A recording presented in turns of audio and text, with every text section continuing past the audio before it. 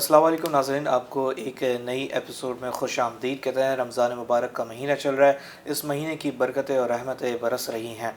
नाज़रीन, ये महीने के आगाज़ के साथ ही अमूमन लोग जो है वो बाज़ारों का रुख करते हैं और अपनी ख़रीदारी में जाते हैं और ख़रीदारी करते हैं, और उसमें जो कीमतें होती हैं वो आसमान पे चली जाती हैं, कभी नीचे आती हैं। तो ये माजरा क्या है और उसमें क्या क्या मामलात होते हैं।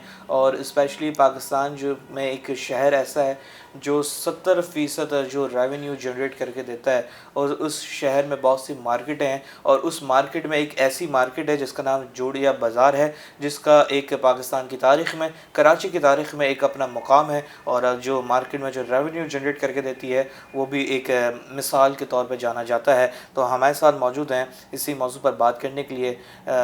आप बोर्ड ऑफ डायरेक्टर हैं GBC, और आप मैनेजिंग कम्युनिटी मेंबर भी हैं KCCI में, और सीनियर वाइस चेयरमैन भी हैं आप KWGA में, और इलेक्शन कमीशनर REPA में भी आप सर्व कर रहे हैं। और काफ़ी जब मैं इनको देख रहा हूँ तो इतने इनके पास माशाल्लाह ओहदे हैं, और इतनी यंग उम्र में इन्होंने इतनी अचीवमेंट्स हासिल की है, मैं बहुत इनसे इम्प्रेस हुआ हूँ। तो जनाब फैसल अनीस मजीद बम्बई साहब हमारे साथ मौजूद। कैसे हैं आप? अल्लाह का शुक्र, आप ठीक हैं? खैरियत से? अल्हम्दुलिल्लाह। सबसे तो पहले आपको बहुत बहुत रमज़ान मुबारक की मुबारकबाद के महीने का आगाज़ हुआ है। खैर मुबारक, आपको भी बहुत बहुत मुबारक। खैर मुबारक। फैसल साहब, मुझे ये बताएं, हमारे देखने वालों को भी, क्योंकि हम टॉपिक शुरू करने से पहले हम पहले तारीख़ पे जाते हैं, क्योंकि ज़ाहिर है पाकिस्तान में एक जो सबसे ज़्यादा टैक्स जनरेट करके दिया जाता है वो शहर कराची है। बिल्कुल। और उस शहर कराची में एक ऐसा बाज़ार है जो काफ़ी मशहूर व मारूफ़ है, और उसकी एक अपनी तारीख़ है। ज़ाहिर है हमारी तारीख़ बताने में और आपकी तारीख़ बताने में बहुत फ़र्क है, क्योंकि आप मार्केट में रह के सर्व कर रहे हैं, काम कर रहे हैं। तो आप बताएं कि जोड़िया बाज़ार की क्या तारीख़ है? लेकिन जोड़िया बाज़ार माशाल्लाह जब से पाकिस्तान का इंसेप्शन हुआ है उस वक्त से ही है, और इसके अंदर तमाम खाने पीने के जितने अजनास है उन सबसे रेलेवेंट मार्केट उस जोड़िया बाज़ार के अंदर आ जाती हैं। इसके अंदर आपको दालें मिलेंगी, चावल मिलेगा, आटा मिलेगा, स्पाइसेस मिलेंगी, ड्राई फ्रूट मिलेंगे, और खाने पीने की जितनी वेजिटेबल्स हैं वो भी सब आपको यहाँ पे करीब में सारा मिल जाएगा। तो जोड़िया बाज़ार जो होलसेल मार्केट है उसको हम कह सकते हैं कि वो एशिया की सबसे बड़ी होलसेल मार्केट है। इतनी बड़ी होलसेल मार्केट एक जगह पे कहीं पे भी नहीं है। और माशाल्लाह आपने जिस तरह बताया 70% रेवेन्यू जनरेट हम यहाँ से करते हैं। तो जितनी भी खाने पीने की अजनास है वो सारी कराची पोर्ट पे आती हैं, जो इंपोर्ट होकर आ रही होती हैं, और यहाँ से पूरे पाकिस्तान में जितनी भी मार्केट्स हैं छोटी छोटी उन सब में सप्लाई हो रही होती हैं। कराची में भी पहले इतनी मल्टीपल मार्केट्स नहीं थी, अब वो डेवलप हो गई हैं। आहिस्ता आहिस्ता वहाँ से भी हब्स बनना स्टार्ट हो गए, मगर मेन सप्लाई आपकी जोड़िया बाज़ार से जाती है। तो यहाँ से लेके पंजाब तक और फैसलाबाद तक आपको यहाँ से पूरी सर्विस जारी होती है। पूरा जो आपका नेटवर्क है पल्सेस का, चावलों का, सारी चीज़ें वो यहाँ से चल रहा होता है। रमज़ान मुबारक के महीने का आगाज़ हुआ है। इस महीने में हम देखते हैं कि महीने के आगाज़ के साथ ही कि अवाम अमूमन मार्केटों को रुख करती है, और स्पेशली जोड़िया बाज़ार में तो बहुत सी चीज़ें मिलती हैं, लोग होलसेल में भी उठाते हैं, दीगर चीज़ों में। तो ये बताएगा कि ये इस मार्केट में रमज़ान में क्या तब्दीली आप देखते हैं अमूमन आम दिनों से और रमज़ान में कंपेयर करें तो? देखिए माशाल्लाह हमारे यहाँ पे रमज़ान मुबारक में दालों की, चावल की खपत डबल हो जाती है। वो उसकी मेन वजह ये है कि दाल, चावल, चीनी, आटा, ये सब आप राशन पैकेजेस बनाते हैं। आप खैरात के काम और चैरिटी के काम बहुत सारे करते हैं। तो जब आप वो करते हैं तो आपकी लोकल जो कंजम्पशन है, जो नॉर्मल कंजम्पशन है, उससे ये एडिशनल पूरी एक और महीने की कंजम्पशन ऐड हो जाती है। तो मतलब डबल हो गई कंजम्पशन। ऐसा ही। उसके अलावा आपके जिस तरह दालों के अंदर चने की दाल है या बेसन है, उसकी कंजम्पशन बढ़ जाती है, क्योंकि हर चौराहे पे हर जगह आपको पकोड़े और ये दिखते हैं। तो आपकी 2.5 गुना कंजम्पशन हो जाती है रमज़ानुल मुबारक के महीने में, जिसकी वजह से आपको लगता है कि प्राइसेस बढ़ रही हैं या सप्लाई वो है। बट अल्हम्दुलिल्लाह इस दफ़ा भी इतनी माशाल्लाह वाफिर मिकदार में सप्लाई है, क्योंकि दालें हमारी अनफॉर्चुनेटली हम 70-75% इंपोर्ट कर रहे हैं। अच्छा। तो वो जब हम इंपोर्ट करते हैं तो वो कराची ही इंपोर्ट होकर आ रही होती है और यहाँ से सप्लाई होती है। तो इस दफ़ा भी बहुत एक्सेस सप्लाई हुई भी है। कुछ वेसल्स रास्ते में हैं, कुछ ऑलरेडी पोर्ट पे आ चुके हैं। तो अल्हम्दुलिल्लाह आपको इंशाल्लाह रमज़ान के महीने में पिछले एक माह में अगर आपको मैं काले चने का बताऊं तो वो 330 रुपये होलसेल में टच कर गया था। हाँ, जो कि आज 230 रुपये होलसेल में ट्रेड हो रहा है। तो वो आपको एक्सेस सप्लाई की वजह से हुआ। उस वक्त शॉर्टेज थी, इंटरनेशनल मार्केट $200 हाई थी, अब $200 इंटरनेशनल मार्केट नीचे आ गई, सप्लाई भी अच्छी हो गई है और काफ़ी कार्गो रास्ते में भी है। तो इंशाल्लाह अल्लाह की ज़ात से उम्मीद है कि आपको बहुत अच्छी सप्लाई भी मिलेगी और बहुत अच्छे प्राइसेस में मिलेगी। तो वजह क्या है? हम तो अब हमारे मुल्क में अल्लाह ने इतनी सलाहियतें दी हैं, इतनी नेमतें दी हैं, हम अपने मुल्क में भी लगा सकते हैं ये बिल्कुल चीज़ें। बिल्कुल लगा सकते हैं। देखें, इसके अंदर दो चीज़ें हैं। दालों के अंदर हमारा जितना भी कल्टीवेटेड एरिया है वो सारा बहरानी है, मतलब कि रेन फेड एरिया है। हाँ। तो जो पंजाब के एरिया में रेन फेड एरिया है वहीं पे हमारी दालें हो रही हैं। अब वो बारिश के ऊपर और वेदर के ऊपर बहुत ज़्यादा मुनसर करता है कि भाई ये बारिश टाइमली कब होगी कब नहीं होगी। तो इस दफ़ा भी बारिश कम हुई है जिसकी वजह से हमारी जो लोकल क्रॉप है वो अफेक्टेड है। जो हमारी कल्टीवेटेड एरिया है जहाँ पे कैनाल सिस्टम है या जहाँ इरिगेशन सिस्टम है या पानी की अवेलेबिलिटी है, वहाँ पे हमारी प्रायोरिटी दूसरी है। कॉटन है, राइस है, शुगर केन है, तो वो एरियाज़ हम उनको दे रहे हैं। तो इसके अंदर गवर्नमेंट को थोड़ा चाहिए कि एक तो मिनिमम सपोर्ट प्राइस लगाए, साइंटिस्ट जो हमारे पास रिसर्च वाले हैं उनको मोटिवेट करें कि वो दालों पे भी वर्किंग करें अभी।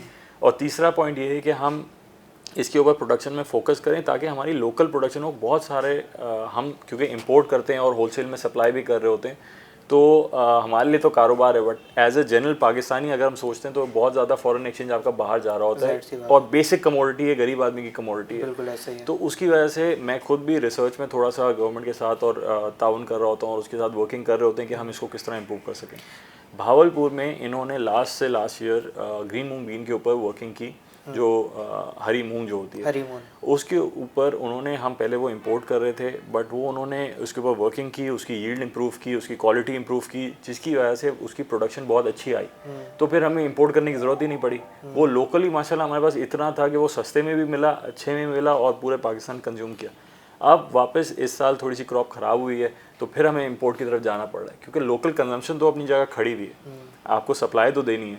तो हमें जब हम इंटरनेशनल मार्केट से कोई चीज़ परचेज़ कर रहे होते हैं तो हमें 3 महीने आगे एटलीस्ट देखना पड़ता है कि उस वक्त क्या पोजीशन होगी और हम सप्लाई दे सकेंगे नहीं दे सकेंगे। ऐसे ही। तो वो सप्लाई चेन मैनेजमेंट के हिसाब से आपको पूरा सर्कल समझना पड़ता है और फिर आपको परचेजिंग करके रखनी पड़ती है कि वो लोड होगा, ट्रांसपोर्ट होगा, शिप होगा, उसके बाद यहाँ पोर्ट पहुँचेगा और फिर हम मार्केट में सप्लाई कर सकेंगे। किसानों की जो सहूलियात है उसका फकदान नहीं है कि और उनको जदीद टेक्नोलॉजी से भी नहीं दी गई। वो बहुत बड़ा फैक्टर है। राइस इंडस्ट्री में राइस एक्सपोर्टर एसोसिएशन के साथ मिलके हमने एक छोटा सा प्रोजेक्ट किया था जिसका मैं भी पार्ट था और उसके अंदर हम फाइटोट्रोन टनल्स इंट्रोड्यूस कराए हैं हमने सिंध गवर्नमेंट के साथ मिलके। उससे बेसिकली जो सीड डेवलपमेंट होती है उस पर जो रिसर्च होती है वो उसका प्रोसेस होता है 3 साल तक उसको आप रिप्रोड्यूस करते हैं और उसके अंदर देखते हैं कि उसमें जेनेटिकली कोई प्रॉब्लम तो नहीं है, क्या है। 3 साल बाद वो मेच्योर इनफ होता है कि आप फील्ड टेस्ट कर सकें। तो फाइटोट्रोन की मदद से वो 3 साल का टेस्ट 1 साल में कन्वर्ट हो जाएगा। अच्छा। क्योंकि वो कंट्रोल शेड एनवायरनमेंट में, कंट्रोल रूम में होगा। तो वो जो 3 साइकिल आप वेट करेंगे सीजन के, वो 1 साल में आप उस कंट्रोल से 3 दफ़ा प्रोड्यूस कर लेंगे। ऐसा ही। तो 90 डेज की अगर क्रॉप है तो आपने साल में 3 दफ़ा ले ली तो आपको रिजल्ट आ गया। सही बात कि ये सीड आपने फील्ड टेस्टिंग पे ले जाना है नहीं ले जाना। Then you can go towards field testing, उसको मल्टीप्लिकेशन करके उसका रिजल्ट देख सकते हैं फील्ड में, on field, and then you can multiply it. तो वो प्रोसेस के लिए हम कोशिश कर रहे हैं। यही चीज़ हमें दालों में भी ज़रूरत है, कॉटन में भी ज़रूरत है, दूसरी प्रोडक्ट्स में भी ज़रूरत है ताकि गवर्नमेंट उसके ऊपर थोड़ा फोकस करे तो हम इंपोर्ट करने की जगह दालें एक्सपोर्ट करने की पोजीशन में आ जाए। ये तो फिर एक नुकसानदेह वाली बात है, गरीब आदमी पे ज़ाहिर है बोझ भी पड़ रहा है। नहीं, अभी तो पड़ रहा है क्योंकि हम इंटरनेशनल मार्केट से लिंक्ड है। जब हमारे पास क्रॉप होगी तो हमें एक्सपोर्ट रेवेन्यू भी मिलेगा, यहाँ लोकल प्राइसेस में भी सस्ते में भी माल मिलेगा, अच्छी क्वालिटी भी मिलेगी, सारी चीज़ें मिलेंगी।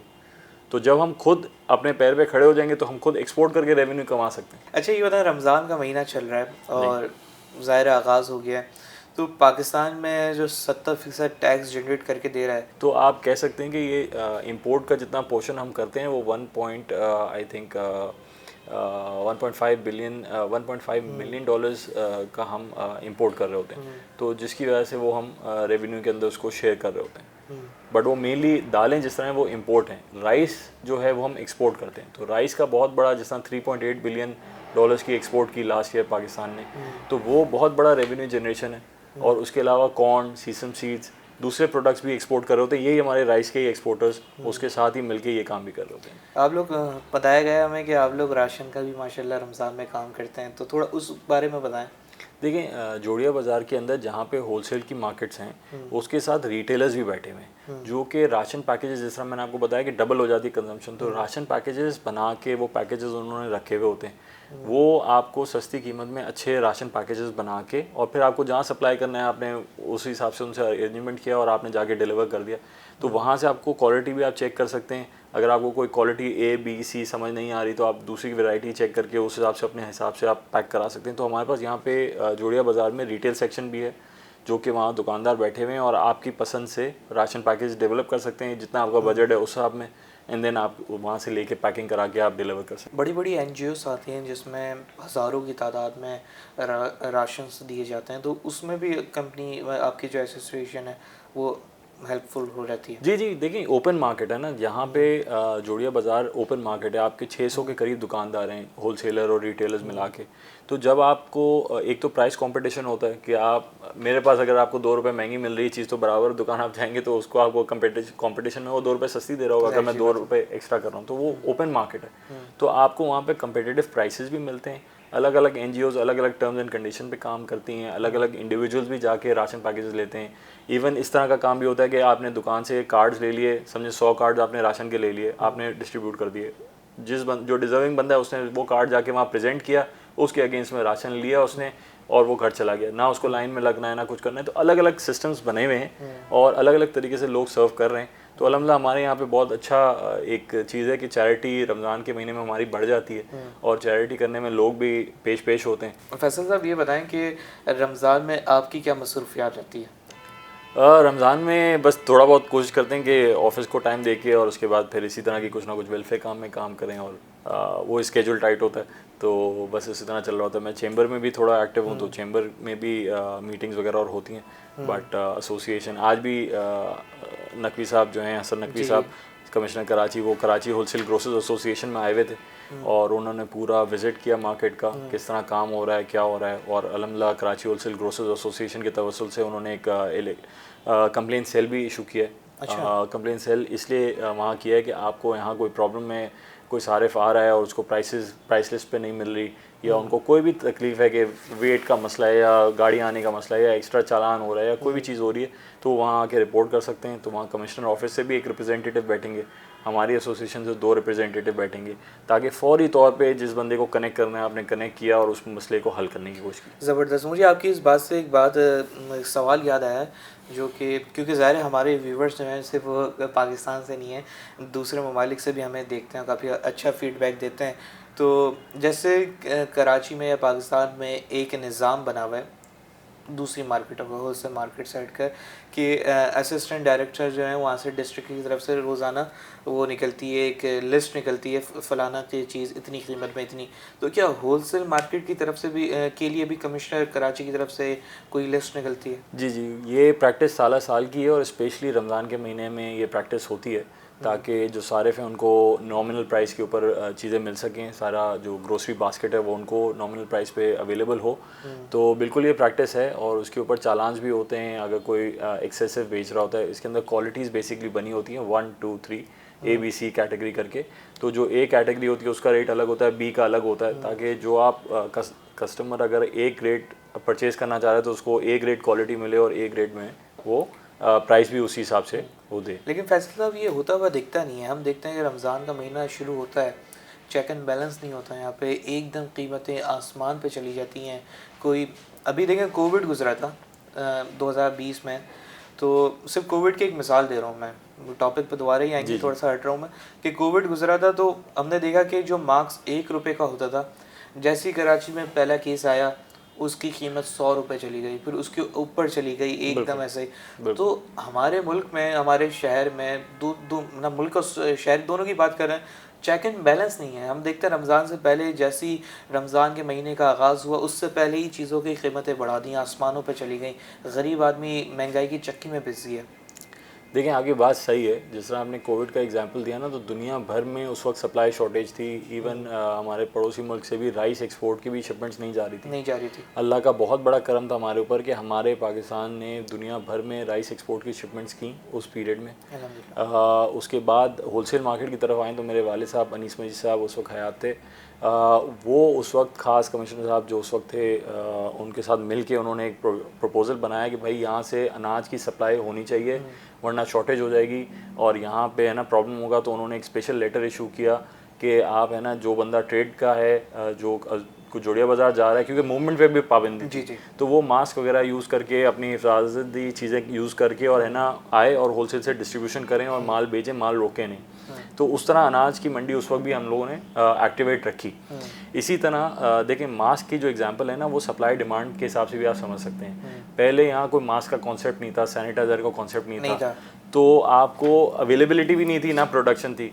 विद टाइम जैसे ही वो नीड आई, लोगों ने चाइना से भी इंपोर्ट किया, खुद भी प्रोड्यूस किया, खुद छोटे छोटे यूनिट्स लगा लिए, कपड़े के मास्क भी बनना शुरू हो गए, इनोवेशन भी आना शुरू हो गई। अब वो शादियों में भी वो करके और मास्क और वो सुबह से भी रिलेट करने लगे मास्क। वो विद टाइम आपको अवेलेबिलिटी का और डिमांड सप्लाई का मसला रहेगा। अब जब लेकिन ऑन द पॉइंट वही चीज़ के चलें, ये तो एक साहनिया था या हादसा था, व्हाटएवर जो भी कहें हम इसको, लेकिन रमज़ान तो हर साल आता है रमज़ान, लेकिन उसमें नहीं होता, महंगाई बहुत ऊपर होती है, मार्केट में कंट्रोल देखें इसके अंदर आपको इस दफ़ा तो मैं आपको जिस तरह बताया कि 330 रुपये बाज़ार चली गई थी काले चने की स्पेसिफिक, अगर मैं बात करूं, और अब 230 है, तो 100 रुपये का फ़र्क है। अगर आप प्राइस लिस्ट कमिश्नर साहब एवरी मंथ इशू कर रहे हैं, तो आप अगर प्राइस लिस्ट लास्ट मंथ की निकाल के देख लें और अभी की देखेंगे तो आपको वो फ़र्क वाज़े नज़र आएगा। अब वो होलसेल में इम्प्लीमेंट करने के लिए हमने ये कंप्लेंट सेल इशू किया, वरना वो हमारे अगेंस्ट जाता है। हाँ, वो समझे हमारे अगेंस्ट है, मगर हम क्या चाहते हैं कि सारिफ को नॉमिनल प्राइस पे चीज़ मिले और होलसेलर्स देखें इतना कंपटीशन साथ साथ बैठे हैं, बिल्कुल दुकानें एक दूसरे से लगी हुई हैं। अगर मैं कुछ महंगा बेचूंगा मेरा बराबर वाला सस्ता बेचेगा, ठीक है, तो उसके अंदर वो नहीं है, तो कंपटीशन होता है, जो मार्केट का रेट होता है वो चलता है। बट वो जब रिटेल में जाती है, छोटी पैकिंग में जाती है, एडिशनल कॉस्ट इन्वॉल्व हैं, तो वो उनके ऊपर थोड़ा चेक एंड बैलेंस होना चाहिए कि भाई जब होलसेल में ये है तो रिटेल में ये प्राइस होके सारिफ को मिलनी चाहिए। तो उसके अंदर बिल्कुल अब तो आपके पास ऑनलाइन ऑप्शन भी आ गए, प्राइस आप कंपेयर कर सकते हैं। अब हम कोशिश ये कर रहे हैं कि जो प्राइस लिस्ट हमारे पास आ रही है उसको हम सोशल मीडिया के थ्रू, मीडिया चैनल्स के थ्रू उसको पब्लिक करें, ताकि पब्लिक के अंदर अवेयरनेस बढ़े। कुछ मीडिया चैनल्स अपने प्राइस लिस्ट शो कर रहे होते हैं अपने टिकर्स के अंदर, तो हम कोशिश करें कि उसको थोड़ा सा आम करें ताकि अवेयरनेस आए और अवेयरनेस के साथ कंज्यूमर उसको बोले कि भाई ये है, और कंप्लेन सेल पे कंप्लेन करे। जब कंप्लेन सेल पे कंप्लेन होगी, ऑफिशियल होगी, वो अगली दफ़ा से कैसे करेगा। रमज़ान में कीमतें बढ़ना है एक्सपोर्ट की वजह से तो नहीं है? नहीं, दालों की एक्सपोर्ट तो बैंड है, ठीक है, राइस की एक्सपोर्ट होती है, बट राइस की जो मेजर एक्सपोर्ट है वो आपकी नॉन बासमती राइस है, जो आप लोकल कंज्यूम करते ही नहीं। इवन हमारे यहाँ जो गरीब तबका है वो बासमती चावल का टोटा कंज्यूम करेगा। ईरी 6 राइस जो छोटा होता है लॉन्ग, वो भी लॉन्ग रेंज राइस ही होती है, बट वो लोकल कंज्यूम नहीं करते। तो वो हम सारा एक्सेस जो हमारे पास प्रोडक्शन होती है वो सारा हम एक्सपोर्ट करते हैं, तो उससे एक्सपोर्ट का इससे इतना डायरेक्ट रिलेशनशिप नहीं है। अलहमदिल्ला हमारे पास एक्सेस सरप्लस होता है, अगर हम वो एक्सपोर्ट ना करें तो यहाँ तो मार्केटें क्रैश हो जाएं, क्योंकि हमारी माशाल्लाह काफ़ी अच्छी चावल की फसल होती है और हमारा मुल्क तो काफ़ी मशहूर भी है चीज़ में, दालों में भी और राइस में भी। तो रमज़ान मुबारक में जो कीमतें होती हैं जो आप होलसेल में देते हैं, लेकिन आगे जो मार्केट होती है दूसरी वो उसको बढ़ा देती है, तो उस चीज़, क्योंकि आप मार्केट में रहते हैं आपको पता होगा कि उसके लिए कोई चेक एंड बैलेंस बनाया गया है क्या? कमिश्नर साहब बिल्कुल वो चीज़ को नोटिस में कर रहे हैं। रिटेलर्स के पास भी एक लिस्ट आवेज़ा होती है जो होलसेल पे होती है, इसी तरह रिटेलर्स के पास भी होती है, और उनको हिदायत दी गई है कि आप इस लिस्ट को पेस्ट करें और जो कंज्यूमर आ रहा है उसको आप इसी रेट पे फ़रोख्त करें। अगर कंज्यूमर को वो रेट पे चीज़ नहीं मिल रही तो बिल्कुल कंप्लेंट कर सकता है। कमिश्नर साहब के डायरेक्ट नंबर्स भी उसमें मौजूद होते हैं उस प्राइस लिस्ट के नीचे, वरना हम अभी इसको पब्लिक करने जा रहे हैं, प्राइस लिस्ट को भी, इलेक्शन सेल के नंबर्स को भी, तो वो फिर आपके जितने भी लोग देख रहे हैं वो सब उस पर देख के और है ना बिल्कुल कंप्लेन कर सकते हैं।